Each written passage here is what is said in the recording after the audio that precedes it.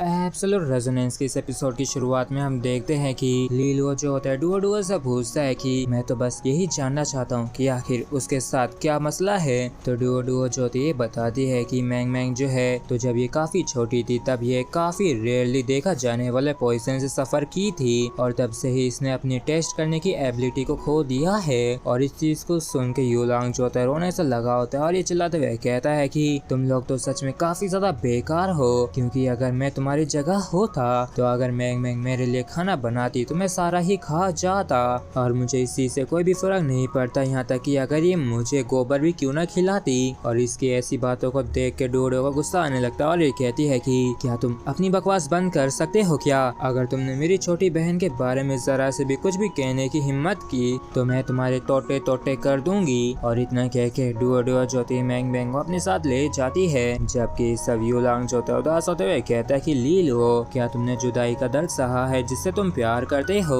और आखिर इतनी ज्यादा दुख भरी चीज मेरे साथ ही क्यों हुई है और अभी मैं सच में काफी ज्यादा दर्द में हूँ। और इसके ऐसे गम भरे आंसू को देख के लीलो भी हैरान होता है और सोचता है कि मुझे लगता है कि तुम अभी काफी ज्यादा दूर हो उस तरीके के दर्द से जिसकी तुम एक्सपीरियंस करने की बात कर रहे हो, और यहाँ तक कि ये भी पॉसिबल है कि तुम कभी भी उस तरीके के दर्द को अपनी जिंदगी में कभी भी महसूस ही ना करो। और फिर ये कहता है कि मुझे लगता है कि भाई डुओ जो है वो तुम्हारे लिए ज्यादा बेहतर रहेगी। और इस चीज को सुन के यूलांग चौंक जाता है और चिढ़ते हुए कहता है कि ये बिल्कुल भी सच नहीं है, ये एकदम नामुमकिन है और इस चीज को तुम्हें मरते दम तक नहीं चाहूंगा। और हाँ, अपने कान खोल के सुन लो, जब तक कि इस दुनिया के अंदर भाई डुओ के अलावा एक और वुमेन है कम से कम तब तक तो मैं कभी भी भाई डुओ को नहीं चुनूंगा। तो लीलो जो होता है कहता है कि उसके पास काफी बढ़िया टैलेंट है और तो और वो एक काफी इन्फ्लुएंशियल फैमिली से आती है, तो क्यों ना तुम उसे ही पसंद कर लो और आखिर इतने ज्यादा इसमें चढ़ने की क्या बात है। तो यूलांग कहता है कि जो भी हो, लेकिन मुझे अभी यही लगता है कि भाई मैंग मैंग जैसी sweet C cute C girl she मुझे ज्यादा बेहतर तरीके से सूट करेगी। और क्या तुमने हाल ही में सुना है कि आखिर क्विंगर किस मुसीबतों से होके गुजर रही है? तो लीलो कहता है कि आखिर क्या बात है, क्योंकि आजकल तो मैं काफी ज्यादा बिजी रहता हूँ और एक तरीके से मान सकते हो मैं अपनी ही बिल्डिंग में कैद रहता हूँ और बाहर जाने का मुझे एक भी मौका नहीं मिलता है। तो यूलांग बताता है कि वो जो वांग हीजियो है उसके ऊपर काले साए की तरह मंडरा रहा है और मेंटोर्स की जो चूसिंग हुई थी उसके दौरान क्विंगर ने वांग हीजियो को रोकने के लिए काफी बड़ा बलिदान दिया था।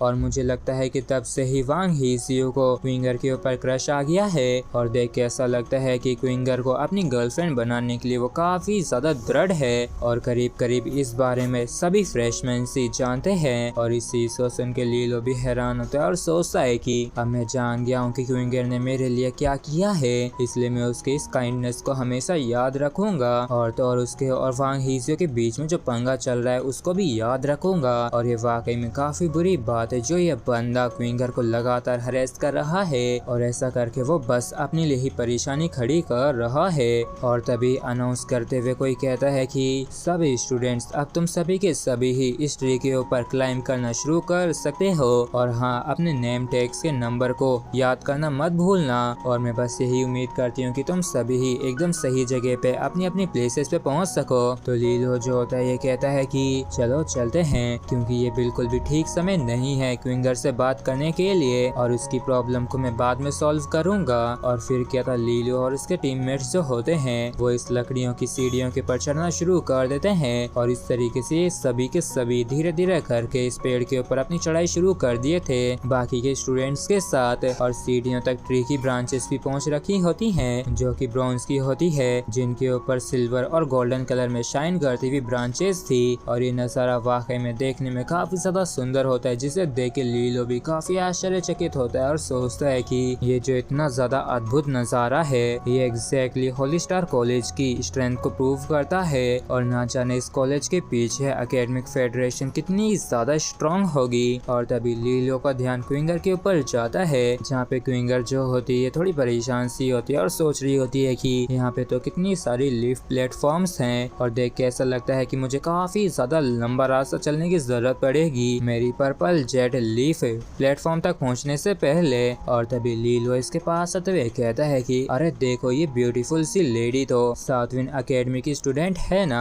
तो जैसे ल्यू क्विंगर लीलो को देखती है तो तुरंत ही मुंह फेरते हुए कहती है कि मैं तो सोचा कि तुम मुझे तो भूल ही गए होगे, क्योंकि अब तो तुम्हारे हमारे काफी सारे नए नए फ्रेंड्स बन चुके हैं यहाँ पे, और मैंने तो ये भी मान लिया था कि तुम अपने पुराने स्कूल मेट्स को भूल चुके होगे। तो लीलो जो होता है ये कहता है कि देखो अब तुम बस बेकार की बकवास कर रही हो, और हमारा जो रिलेशनशिप है ये कभी भी कमजोर नहीं होगा, और इस चीज से भी कभी फर्क नहीं पड़ेगा कि कितने सारे मेरे नए फ्रेंड्स बन जाते हैं। और इस चीज को सुन के ल्यू किंगर से पूछती है कि आखिर हमारा किस तरीके का रिलेशनशिप है। तो लीलो जो होता है अपनी बत्ती से दिखाते हुए कहता है कि हमारी इतनी गहरी मित्रता जंग के मैदान के बीच में हुई थी, और हमारी जो मित्रता है वो बिल्कुल उतनी ही करीबी है जितने की मेरी यूलांग और जाओगो की जितनी है। और असल में मेरे पास तो एक आइडिया भी था, और क्यों ना हम चारों ही एक टीम बना ले, क्योंकि अब जब हम दोनों ही सातवीं अकेडमी से हैं तो अगर हम एक टीम के रूप में अपीयर होते हैं तो मैं दावे के साथ कह सकता हूँ कि कोई भी हमें चैलेंज करने की हिम्मत नहीं करेगा।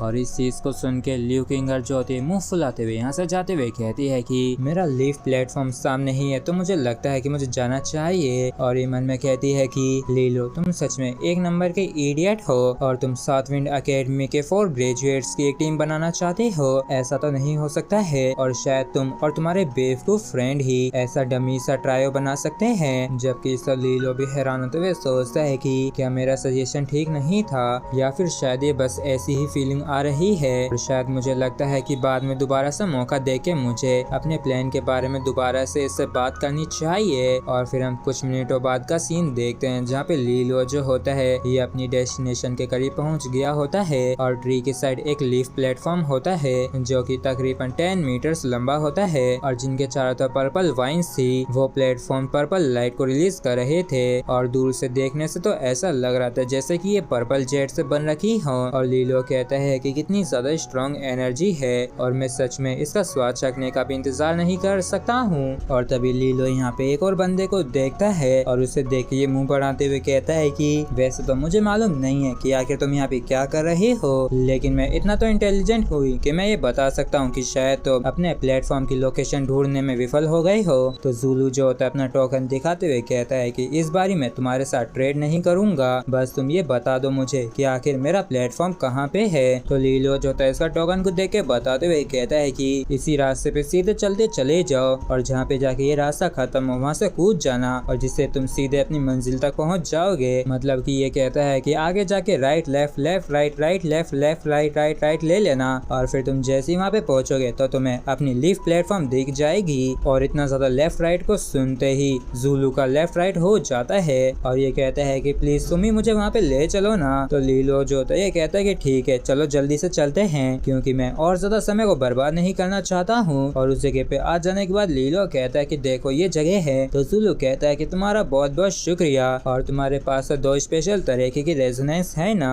तो मैं तुम्हारे साथ 1-2 हाथ करना चाहूंगा। और इस चीज को सुन के लीलो जो होता है मुंह बढ़ाते हुए चिढ़ते हुए कहता है कि क्या तुम्हारा ये अंदाज है लोगों का शुक्रिया अदा करने का उनसे मदद लेने के बाद, और क्या तुम्हारा शुक्रिया का मतलब उन्हें पीटना होता है। और चलो कोई ना, मैं तुम्हारे इस अनयूजुअल से गेस्चर को अप्रिशिएट करता हूँ। और चलो ठीक है, मैं तुमसे और ज्यादा बात नहीं कर सकता हूँ, क्योंकि अब मुझे भी जाके अपनी कल्टीवेशन को शुरू करने की जरूरत है। और फिर क्या था, लीलो जो है तुरंत ही अपनी लीफ प्लेटफॉर्म पे आ गया होता है, जहाँ पे हम इसकी बॉडी के अंदर काफी ज्यादा गोल्डन एनर्जी को जाते हुए देखते हैं। और ये खुश होते हुए सोचता है कि बस यहाँ पे बैठने से ही मुझे कितना ज्यादा रिफ्रेशिंग महसूस हो रहा है, और मेरे अंदर जो रेजोनेट पावर थी वो पहले के मुकाबले और भी ज्यादा तेजी से दौड़ने लगी है। और अब मैं बस इस कल्टीवेशन सेशन के रिजल्ट का ही इंतजार कर रहा हूँ कि आखिर कैसा होगा। जिसके बाद काफी जल्दी जो एनर्जी होती है वो हर एक लीफ प्लेटफॉर्म के ऊपर कंसंट्रेट होना लगती है, और देख के ऐसा लग रहा होता है जैसे कि एनर्जी वर्लपूल्स जो होते हैं अलग अलग साइज के वो फॉर्म होने लगे थे। और देखते देखते सभी स्टूडेंट्स अपनी कल्टीवेशन में मगन से हो गए होते हैं। जिसके बाद हमें violet vibrance teacher San Jiao का सीन दिखाया जाता है, जो कि पीते हुए कहता है कि मिस जी, क्या आपके लिए लीलो एक सेटिस्फैक्टरी स्टूडेंट है क्या, क्योंकि उसके पास तो 2 टाइप्स की रेजोनेंस है। और इस पर टीचर जी चैन कुछ भी नहीं कहती, तो सैन जियाओ कहता है कि जहाँ तक है इसका जो सेकंड रेजोनेंस है वो 4th या फिर 5th ग्रेड का है, और वो बस दूसरी बेईजुबान के खिलाफ कुछ क्रिएटिव मूव्स के दम पे ही जीत पाया था। तो टीचर जी चैन कहती है कि इस चीज का आपसे कोई मतलब नहीं है, और सैन जियाओ तुम थोड़ी बहुत तो समझदारी तो दिखाया करो। और इस चीज को सुन के दूसरे टीचर को एक काफी तगड़ा झटका लगा होता है, जबकि सैन जियाओ जो होता है ये कहता है कि मिस जी, मैं तो आपको ही ढूंढ रहा था, क्योंकि आप कोई ज्यादा एक्सपीरियंस टीचर नहीं है। और जब स्काई मिरर पगोड़ा दोबारा से ओपन होगा तो मुझे डर है कि तब भी आप एक और अपॉर्चुनिटी को खो देंगी। तो टीचर ज़ी-चैन कहती कि सेंस जिया, मुझे भी तुम्हारे लिए यही महसूस होता है, क्योंकि अगर आप जियांग क्विंग को अपने स्टूडेंट के रूप में मना सके तो डेफिनेटली आपके लिए भी स्काई मिरर पगोड़ा में एक जगह होगी। और इस चीज को सुनते ही इसकी बोलती बंद हो जाती। तो दूसरा टीचर जो होता है ये कहता है कि इस बार जो फ्रेशमैन है ये पहली बार रेजोनेट पावर ट्री के ऊपर कल्टीवेट कर रहे हैं। तो आखिर तुम लोगों को क्या लगता है कि इनमें से सबसे ज्यादा ब्राइटेस्ट रेजोनेंट ग्लो को कौन रिलीज करेगा? और इस सवाल के साथ ही हमारा जो एपिसोड है यहीं पे खत्म होता है। अगर आप लोगों को वीडियो अच्छा लगा हो तो प्लीज हमको सब्सक्राइब और वीडियो को लाइक करना बिल्कुल भी ना भूलें। Thank you.